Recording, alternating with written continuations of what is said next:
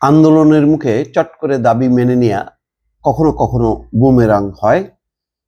ঢাকার 7 কলেজকে নিয়ে যে সিদ্ধান্ত হয়েছে তার ফলে এমন একটি পরিস্থিতি তৈরি হয়েছে। এখন এই 7টি কলেজ তাদের যে ভর্তি পরীক্ষা কিভাবে শুরু করবে, কলেজে কিভাবে ছাত্র ভর্তি করবে তার কোনো দিশা পাচ্ছে না। নতুন একটি জটিলতা তৈরি হয়েছে। সিদ্ধান্ত হয়েছিল যে ঢাকা বিশ্ববিদ্যালয় থেকে এই 7টি কলেজ মুক্ত, তাদের অধীনে আর ভর্তি পরীক্ষা হবে না, কলেজগুলো তার মতন করে ভর্তি করবে। পাশাপাশি একটা সিদ্ধান্ত হয় যে 7টি কলেজ একটি স্বতন্ত্র বিশ্ববিদ্যালয় হবে, সেই বিশ্ববিদ্যালয়ের অধীনে এই 7টি কলেজ পরিচালিত হবে, ঢাকা বিশ্ববিদ্যালয়ের অধীনে না।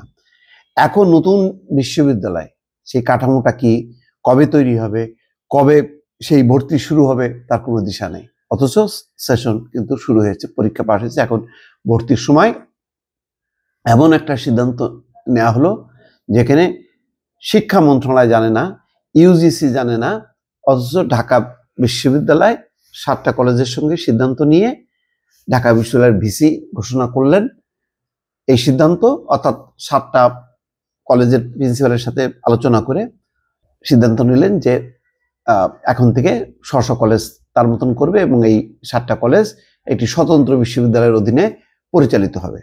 খুশি, ছাত্ররা খুশি, আন্দোলন জয়যুক্ত হলো। তারপরে তারা আবার নতুন নতুন দাবি দিল, যাক সেই দাবিগুলো তারা নিজেরা আবার সেখান থেকে সরে এসছে, যেমন নীলক্ষেত থানা ঘেরাও করা, ঢাকা বিশ্ববিদ্যালয়ের প্রভিসির পদত্যাগ করতে হবে, এই সমস্ত জায়গা থেকে সরে আসলো। কিন্তু এখন সবচেয়ে বড় কথা হলো যে 7টি কলেজের শিক্ষার্থী এখন যে ভর্তি কিভাবে হবে, ঢাকা বিশ্ববিদ্যালয়ের অধীনে এই ভর্তি পরীক্ষা হবে না, তাহলে কিভাবে হবে, আলাদা আলাদাভাবে কিভাবে হবে, কে সার্কুলার করবে, কিভাবে হবে, সব মিলায় একটা বিরাট জটিলতা তৈরি হয়েছে। খবরে বলা হচ্ছে এই 7 কলেজের জন্য নতুন একটা বিশ্ববিদ্যালয় করার পরিকল্পনা রয়েছে সরকারের, যদিও সেটি সময় সাপেক্ষ। এ সংক্রান্ত কমিটি এখনো সুপারিশ এবং বিশ্ববিদ্যালয়ের মডেল ঠিক করতে পারেনি। সুপারিশ দিতে 1 মাসের মতো সময় লাগতে পারে বলে জানা গেছে। এই পরিস্থিতিতে এইসব কলেজ এখন কোন বিশ্ববিদ্যালয়ের অধীনে চলবে তার ঠিক হয়নি, অন্তর্বর্তী কোনো ব্যবস্থাও ঘোষণা করা হয়নি। 7টি কলেজের আন্ডার গ্রাজুয়েট প্রোগ্রামে স্নাতক চলতি 2024-25 শিক্ষাবর্ষে ভর্তির আবেদন 6 জানুয়ারি শুরু হয়েছে।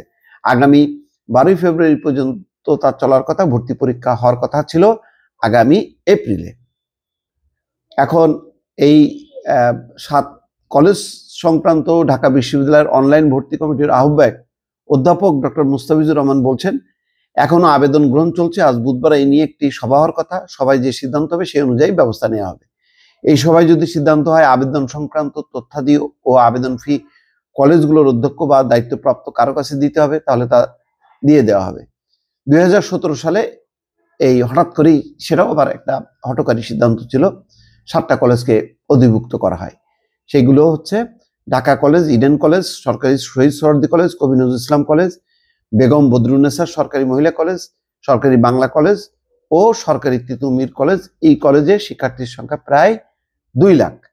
এখন বলছে যে প্রায় 8 বছর আগে 2017 সালে পর্যাপ্ত প্রস্তুতি ছাড়াই তাড়াহুড়ো করে এই 7টা কলেজকে ঢাকা বিশ্ববিদ্যালয়ের অধিভুক্ত করা হয়েছিল, কিন্তু এই দীর্ঘ সময়েও পরীক্ষা, মানসম্মত শিক্ষা সহ অন্যান্য সমস্যার সমাধান পুরোপুরি হয়নি, ফলে বারবার আন্দোলনে নেমেছে এই 7 কলেজের শিক্ষার্থীরা।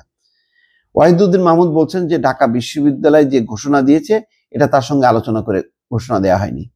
এই বছর থেকেই আর ভর্তি করা হবে না, এটির জন্য তিনি প্রস্তুত ছিলেন না। 7টা কলেজের বিষয়ে জানতে চাইলে ওয়াহিদুদ্দিন মাহমুদ বলছেন, আগের মতো তড়িঘড়ি একটি সিদ্ধান্ত দিলে ভবিষ্যতে অন্য রকমের ভোগান্তি হতে পারে, সেটি তারা চান না। তাই নিয়ম মাফিক পদক্ষেপ নিতে চান। যতই জটিল পরিস্থিতি হোক না কেন বিশ্ববিদ্যালয় কর্তৃপক্ষের উচিত হবে সুবিবেচনা প্রসূত এবং আইনসঙ্গত সিদ্ধান্ত নেওয়া। তারপরে দেখেন, বিশ্ববিদ্যালয়গুলো সূত্র বলছে শিক্ষার্থীদের আন্দোলনে যে পরিস্থিতি তৈরি হয়েছিল সেই কারণে দ্রুত সিদ্ধান্ত নিতে হয়েছে। অবশ্য 1973 সালের আদেশ অনুযায়ী পরিচালিত ঢাকা বিশ্ববিদ্যালয় স্বায়ত্তশাসিত প্রতিষ্ঠান, শিক্ষা বিষয়ে সিদ্ধান্ত নেওয়ার এখতিয়ার তাদের আছে। ইউজিসি পাবলিক বিশ্ববিদ্যালয়ের দায়িত্বে থাকা ইউজিসির সদস্য অধ্যাপক মোহাম্মদ তানজিমউদ্দিন খান বলেন, ঢাকা বিশ্ববিদ্যালয় কর্তৃপক্ষ এই নিয়ে তার সঙ্গে গতকাল পর্যন্ত কথা বলেনি। আবার এখানে ইউজিসির ভূমিকা রাখার সুযোগও কম, কারণ ঢাকা বিশ্ববিদ্যালয় চলে 1973 সালের আদেশ অনুযায়ী। অবশ্য 7 কলেজের জন্য আলাদা বিশ্ববিদ্যালয় করার পরিকল্পনা হিসেবে ধারাবাহিক বৈঠকের অংশ হিসেবে ঢাকা বিশ্ববিদ্যালয়ের পরীক্ষা নিয়ন্ত্রক মোহাম্মদ বাহালুল হক চৌধুরী সহ পরীক্ষা সংশ্লিষ্ট ব্যক্তিদের সঙ্গে কথা বলেছে এই বিষয়ে ইউজিসি নেতৃত্বে গঠিত কমিটি।